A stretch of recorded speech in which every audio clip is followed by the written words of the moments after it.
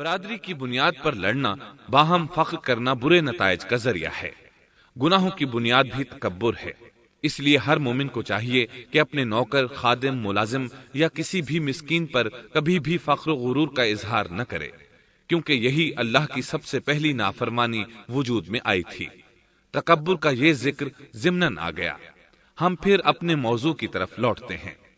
اللہ نے آدم علیہ السلام کو پیدا کیا اور انہیں عالم بنا کر ہی تخلیق کیا، یعنی جب وہ پیدا ہوئے تو جاہل نہیں تھے۔ اللہ نے آدم علیہ السلام کو فرشتوں سے بھی بڑا عالم بنا کر پیدا فرمایا۔ بے شمار احادیث میں آدم علیہ السلام کی ابتدا اور ان کے علم کا ذکر موجود ہے۔ جب اللہ نے آدم میں مکمل روح ڈال دی اور وہ اپنے پاؤں پر کھڑے ہو گئے تو اللہ نے انہیں حکم دیا، جاؤ فرشتوں کی جماعت کو السلام علیکم کہو۔ آدم اور فرشتوں کی زبان عربی تھی، یہی زبان اہل جنت کی ہے۔ آدم گئے، جا کر سلام کہا، انہوں نے جواب میں کہا وعلیکم السلام ورحمت اللہ، یعنی تجھ پر اللہ کی سلامتی اور رحمت ہو۔ اللہ نے فرمایا یہ تیرا اور تیری اولاد کا آپس میں ایک دوسرے کو تحفہ اور ہدیہ ہے۔ اللہ نے آدم علیہ السلام کو ابتدا ہی میں تمام نام سکھا دیے۔ مفسرین نے ان ناموں کے بارے میں بہت بحثیں ذکر کی ہیں۔ مضبوط موقف سیدنا عبداللہ بن عباس رضی اللہ عنہما کا ہے کہ اللہ نے آدم علیہ السلام کو ہر چیز کا نام سکھا دیا تھا۔ مثلاً یہ پہاڑ ہے، یہ سمندر ہے، یہ پرندہ ہے، یہ درخت ہے وغیرہ۔ وہ آسمان اور زمین کی ہر چیز کا نام جانتے تھے۔ یہ علم کیسا تھا، انسان نے کس طرح ہر چیز کا نام پہچان لیا۔ یقیناً اللہ انسان میں یہ طاقت پیدا کر سکتا ہے کہ وہ ہر علم کا احاطہ کر سکے۔ اللہ نے آدم علیہ السلام کو ہر چیز کا نام اور اس کی صنعت اور کام بھی معلوم کرا دیا۔ آگ، لوہے، لکڑی، غرض ہر چیز کا نام اور استعمال ذہن میں ڈال دیا۔ وہ کس قدر عظیم علم سے بہرہ ہوئے، سبحان اللہ۔ بہرحال اللہ نے آدم علیہ السلام کو صرف شکل و صورت اور تخلیق ہی میں بلند مرتبہ عطا نہیں کیا تھا، بلکہ عقل و علم کے لحاظ سے بھی بلند درجے اور مقام پر فائز کیا تھا، جیسا کہ اللہ تعالیٰ فرماتے ہیں وَعَلَّمَ آدَمَ الْأَسْمَاءَ كُلَّهَا ثُمَّ عَرَضَهُمْ عَلَى الْمَلَائِكَةِ۔ اللہ نے آدم علیہ السلام کو ہر چیز کا نام سکھا دیا، پھر ان چیزوں کو فرشتوں پر پیش کیا اور فرمایا انبئونی بأسماء هؤلاء إن كنتم صادقین۔ مجھے ان چیزوں کے نام بتاؤ اگر تم سچے ہو۔ مطلب یہ کہ تم اپنے دعوے میں کہاں تک سچے ہو؟ جب آدم کی تخلیق ہوئی تو تم نے کہا تھا اللہ جو چاہے پیدا کر لے، قسم ہے وہ ہم سے زیادہ معزز اور عالم نہیں ہوگا۔ اس دعوے میں اگر تم سچے ہو تو ذرا ان اشیاء کے نام تو بتاؤ۔ اللہ تعالیٰ نے آدم علیہ السلام کا زیادہ معزز ہونا، مکرم ہونا اور علم و معرفت والا ہونا واضح کرنے کے لیے فرشتوں کو حکم دیا کہ آدم علیہ السلام کو سجدہ کریں۔ یہ سجدہ تعظیمی تھا، عبادت والا سجدہ نہیں تھا۔ سجدہ تعظیمی پہلے وقتوں میں جائز تھا، لیکن اب حرام ہے۔ اسی لیے تو یعقوب علیہ السلام، ان کی بیوی اور 11 بیٹوں نے یوسف علیہ السلام کو سجدہ کیا تھا۔ بہرحال فرشتوں نے آدم علیہ السلام کو سجدہ کیا۔ اس سے معلوم ہو جاتا ہے کہ کون زیادہ عزت اور عظمت والا ہے۔ یقیناً آدم علیہ السلام زیادہ شرف اور منزلت کے حقدار ٹھہرے۔ جب اللہ تعالیٰ نے ان کی عزت، تکریم اور تعظیم ثابت فرما دی، تب علم و معرفت میں ان کی برتری ثابت کرنے کے لیے فرمایا اگر تم اپنے قول میں سچے ہو تو ان چیزوں کے نام بتاؤ۔ تب فرشتوں نے کہا قالوا سبحانك لا علم لنا إلا ما علمتنا إنك أنت العليم الحكيم۔ قال يا آدم أنبئهم بأسمائهم فلما أنبأهم بأسمائهم عليهم قال ألم أقل لكم إني أعلم غيب السماوات والأرض وأعلم ما تبدون وما كنتم تكتمون۔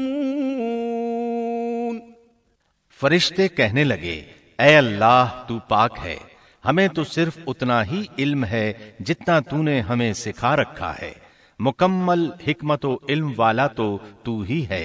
اللہ تعالیٰ نے آدم علیہ السلام سے فرمایا اے آدم تم ان فرشتوں کو ان چیزوں کے نام بتاؤ۔ آدم ہر چیز کا نام بتانے لگے، کسی جگہ بھی انہوں نے غلطی نہیں کی۔ جب انہوں نے فرشتوں کو تمام چیزوں کے نام بتا دیے تو اللہ تعالیٰ نے فرشتوں کو مخاطب کر کے کہا کیا میں نے تمہیں پہلے ہی نہیں کہہ دیا تھا کہ زمین اور آسمان کا غیب میں ہی جانتا ہوں، اور میرے علم میں ہے جو تم ظاہر کر رہے ہو اور جو چھپا رہے ہو۔ یہاں ذہن میں سوال ابھرتا ہے کہ فرشتے کیا چھپا رہے تھے؟ وہ راز والی بات یہی تھی کہ اللہ ہم سے زیادہ معزز اور عالم مخلوق پیدا نہیں کرے گا۔ واضح رہے ہم آپ کو صرف واقعات ہی نہیں سنا رہے، صرف سیرت اور تاریخ ہی بیان نہیں کر رہے، بلکہ قرآن بھی پڑھ پڑھ کر سنا رہے ہیں، اور قرآن کو اس وقت تک سمجھنا محال ہے جب تک کہ ان واقعات کی تفصیل موجود نہ ہو۔ خیر، اس کے بعد اللہ تعالیٰ نے اما حوا کو پیدا فرمایا۔ انہیں آدم علیہ السلام کے فوراً بعد پیدا نہیں فرمایا، بلکہ آدم علیہ السلام نے کافی عرصہ جنت میں تنہا بسر کیا، اور حدیث میں ہے کہ وہ وحشت محسوس کرتے تھے، تنہائی کو شدت سے محسوس کرنے لگے تھے۔ آخر کار ایک روز جب وہ سو رہے تھے تو اللہ تعالیٰ نے ان کی بائیں پسلی سے اما حوا علیہ السلام کو پیدا فرمایا اور آدم علیہ السلام کا ہم سفر بنا دیا۔ اللہ فرماتے ہیں يا أيها الناس اتقوا ربكم الذي خلقكم من نفس واحدة وخلق منها زوجها۔ اے لوگو اپنے اس پروردگار سے ڈر جاؤ جس نے تم سب کو ایک ہی جان سے پیدا کر ڈالا، اور اس جان یعنی آدم علیہ السلام سے ان کی بیوی کو پیدا کیا۔ آدم علیہ السلام کے وجود ہی سے حوا کا وجود بنایا گیا، وہ کوئی الگ مخلوق نہیں تھی۔ جب آدم علیہ السلام بیدار ہوئے تو انہوں نے اپنے قریب ایک عورت کو بیٹھے دیکھا، پوچھنے لگے تم کون ہو؟ حوا علیہ السلام نے کہا عورت۔ آدم علیہ السلام نے پھر پوچھا تجھے کس لیے پیدا کیا گیا ہے؟ وہ بولیں آپ کے لیے، تاکہ آپ مجھ سے سکون اور انس حاصل کریں۔ جب فرشتوں نے آدم علیہ السلام کو ایک عورت سے باتیں کرتے دیکھا تو کہنے لگے اب ایک اور نئی مخلوق پیدا کی گئی ہے۔ آدم علیہ السلام نے ان مخلوقات کا نام تو بتا دیا تھا جو مشہور و معروف تھیں، ان کا نام پوچھنا چاہیے۔ انہوں نے آدم علیہ السلام سے سوال کیا، انہوں نے فوراً جواب دیا حوا، اس لیے کہ اللہ نے تو آپ کو ہر چیز کا نام سکھا دیا تھا۔ فرشتوں نے کہا ان کا نام حوا کیوں رکھا گیا ہے؟ آدم علیہ السلام نے جواب دیا اس لیے کہ اسے ایک زندہ چیز سے پیدا کیا گیا ہے، حیات کی نسبت سے حوا نام رکھا گیا۔ مسلم شریف میں ہے، سیدنا ابو ہریرہ رضی اللہ عنہ روایت کرتے ہیں کہ رسول اللہ صلی اللہ علیہ وسلم نے فرمایا من كان يؤمن بالله واليوم الآخر فإذا شهد أمرا فليتكلم بخير أو ليسكت واستوصوا بالنساء خيرا فإن المرأة خلقت من ضلع وإن أعوج شيء في الضلع أعلاه إن ذهبت تقيمه كسرته وإن تركته لم يزل أعوج استوصوا بالنساء خيرا۔ جو شخص اللہ اور آخرت کے دن پر ایمان رکھتا ہے جب وہ کسی معاملے کے لیے حاضر ہو تو بھلائی والی بات کرے یا خاموش رہے، اور عورتوں کے بارے میں بھلائی کی وصیت حاصل کر لو، یعنی ان کے ساتھ اچھا سلوک کرو، کیونکہ عورت پسلی سے پیدا کی گئی ہے اور پسلی میں زیادہ ٹیڑھا حصہ اوپر والا حصہ ہوتا ہے۔ اگر تم اس کو سیدھا کرنا چاہو گے تو توڑ ڈالو گے، اور اگر اس کو چھوڑ دو گے تو وہ اسی طرح ہمیشہ ٹیڑھی رہے گی۔ عورتوں کے بارے میں بھلائی کی وصیت حاصل کر لو۔ مطلب یہ کہ اسی حالت میں گزر بسر کرو، عورتوں کے بارے میں بھلائی کی وصیت حاصل کر لو۔ اس حدیث کا مطلب یہ ہے کہ عورتوں پر جبر کر کے زبردستی ان کی طبیعت کو بدلا نہیں جا سکتا، اور عورت ذات کو نہایت نرمی اور پیار سے رکھو۔ ان کی طبیعتوں میں ٹیڑھا پن ہے، وہ کبھی جذبات سے مغلوب ہو جاتی ہے اور عقل کھو بیٹھتی ہے۔ اگر کوئی اسے سیدھا کرنا چاہے تو اس سے لا تعلقی، دوری اور طلاق کی نوبت آ جائے گی۔ اگر اسے چھوڑ دو گے تو ٹیڑھا پن برقرار رہے گا۔ مرد کو بہت حوصلے سے اس صورتحال کو سنبھالنا چاہیے۔ احادیث میں سیدنا ابراہیم علیہ السلام کی زوجہ سیدہ سارہ علیہ السلام کا قصہ موجود ہے۔ وہ حوا علیہ السلام کے بعد کائنات کی سب سے زیادہ خوبصورت عورت تھی۔ احادیث سے یہ اشارہ ملتا ہے کہ حوا علیہ السلام ابتدائے انسانیت سے لے کر قیامت تک پیدا ہونے والی تمام عورتوں میں خوبصورت تھیں۔ اب ابلیس لگا اپنے وسوسے شروع کرنے۔ آدم اور حوا علیہم السلام دونوں اللہ کے حکم سے جنت میں تھے کہ شیطان نے انہیں پھسلانے کی کوشش شروع کر دی۔ اللہ تعالیٰ فرماتے ہیں، وَقُلْنَا يَا آدَمُ اسْكُنْ أَنْتَ وَزَوْجُكَ الْجَنَّةَ وَكُلَا مِنْهَا رَغَدًا حَيْثُ شِئْتُمَا۔ اور ہم نے کہہ دیا، اے آدم، تم اور تمہاری بیوی جنت میں رہو اور جہاں سے چاہو با فراغت کھاؤ۔ جنت بھی کیسی؟ اللہ فرماتے ہیں، وَجَنَّةٍ عَرْضُهَا السَّمَاوَاتُ وَالْأَرْضُ، وہ جنت کہ جس کی چوڑائی ہی آسمانوں اور زمین کے برابر ہے۔ سو اس جنت میں سے جو چاہو سو کھاؤ، کچھ بھی منع نہیں سوائے ایک درخت کے، چنانچہ ارشاد ہوا، وَقُلْنَا يَا آدَمُ اسْكُنْ أَنْتَ وَزَوْجُكَ الْجَنَّةَ وَكُلَا مِنْهَا رَغَدًا حَيْثُ شِئْتُمَا وَلَا تَقْرَبَا هَذِهِ الشَّجَرَةَ فَتَكُونَا مِنَ الظَّالِمِينَ۔ اور ہم نے کہا، اے آدم، تم اور تمہاری بیوی جنت میں رہو، پھر جس جگہ سے چاہو با فراغت کھاؤ، اور اس درخت کے پاس مت جاؤ ورنہ ظالموں میں سے ہو جاؤ گے۔ ایک اور جگہ فرمایا، وَإِذْ قُلْنَا لِلْمَلَائِكَةِ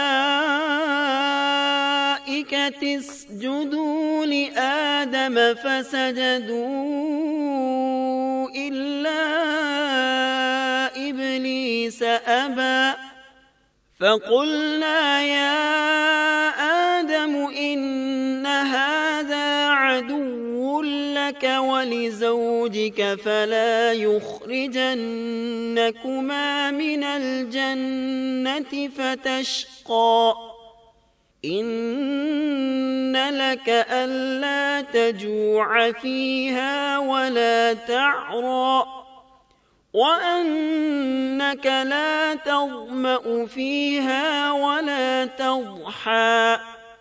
اور جب ہم نے فرشتوں سے کہا کہ آدم کو سجدہ کرو تو ابلیس کے سوا سب نے سجدہ کیا۔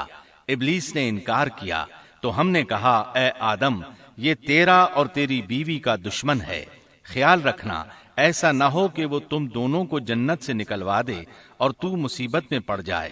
یہاں تو تجھے آرام ہے، نہ تو بھوکا ہے اور نہ ننگا، اور نہ تو یہاں پیاسا ہوتا ہے، نہ دھوپ سے تکلیف اٹھاتا ہے۔ گویا اللہ نے سیدنا آدم علیہ السلام کو وسوسے سے پہلے ہی خبردار کر دیا تھا۔ ان آیات سے یہ بھی پتا چلا کہ انسان سے ابلیس کی عداوت اور دشمنی ابتدا ہی سے چلی آ رہی ہے، اور یہ بھی ثابت ہوا کہ جو لوگ کہتے ہیں کہ انسان ابتدا میں ننگا تھا، ان کا قول صحیح نہیں، اس لیے کہ اللہ تعالیٰ نے جنت میں بھی آدم علیہ السلام پر لباس رکھا اور زمین میں بھی لباس نازل کر دیا، جیسا کہ اللہ تعالیٰ فرماتے ہیں، يا بني آدم قد أنزلنا عليكم لباسا يواري سوآتكم وريشا وَلِبَاسُ التَّقْوَى ذَلِكَ خَيْرٌ۔ اے آدم کی اولاد، ہم نے تم پر لباس کو نازل کیا جو تمہاری شرمگاہوں کو چھپاتا ہے اور زینت کا سبب بھی ہے، اور تقوی کا لباس اس سے بھی بہتر ہے۔ لہذا آدم ابتدا میں ننگے نہیں تھے، انہیں تو ننگے پن کا علم ہی نہیں تھا، نہ ہی ان کی بیوی کو برہنہ ہونے کا علم تھا۔ اللہ نے آدم علیہ السلام کو کامل نعمتوں سے نوازا، بھوک نہ پیاس، یہاں تک کہ پیاس کے اسباب سے بھی محفوظ، نہ گرمی اور نہ دھوپ، پھر بے انتہا حسن و جمال، مشقت نہ تکلیف، بدبختی نہ بدقسمتی۔ آدم اور حوا علیہ السلام کے دلوں میں وسوسہ ڈالنے کے بارے میں بھی قرآن نے روشنی ڈالی ہے۔ فَوَسْوَسَ لَهُمَا الشَّيْطَانُ، پھر شیطان نے ان دونوں کے دلوں میں وسوسہ ڈالا۔ یہ وسوسہ اس نے ان دونوں کو طمع دلانے کی صورت میں پورا کیا، اور یہ طمع دلائی کہ اس درخت کو کھانے سے ہمیشگی اور بقا ملتی ہے، اور کبھی نہ ختم ہونے والی بادشاہت حاصل ہوتی ہے، اور اس وسوسے کا مقصد یہ تھا لِيُبْدِيَ لَهُمَا مَا وُورِيَ عَنْهُمَا مِنْ سَوْآتِهِمَا، تاکہ ان کا پردہ بدن جو ایک دوسرے سے پوشیدہ تھا دونوں کے روبرو بے پردہ کر دے۔ ان کی شرمگاہوں کو ننگا کرنے کے لیے اس نے ایسا کیا۔ وہ دونوں کپڑے میں ملبوس تھے، ستر ڈھانپ رکھا تھا۔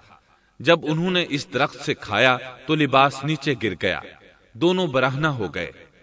یہی شیطان چاہتا تھا کہ انہیں برہنہ کر دے، اللہ کی نافرمانی پر اکسائے۔ ارشاد ہوتا ہے فَوَسْوَسَ إِلَيْهِ الشَّيْطَانُ قَالَ يَا آدَمُ هَلْ أَدُلُّكَ عَلَى شَجَرَةِ الْخُلْدِ وَمُلْكٍ لَا يَبْلَى۔ شیطان نے انہیں وسوسہ ڈالا، کہنے لگا اے آدم، کیا میں تجھے دائمی زندگی کا درخت اور وہ بادشاہت نہ بتلا دوں جو کبھی پرانی نہ ہو؟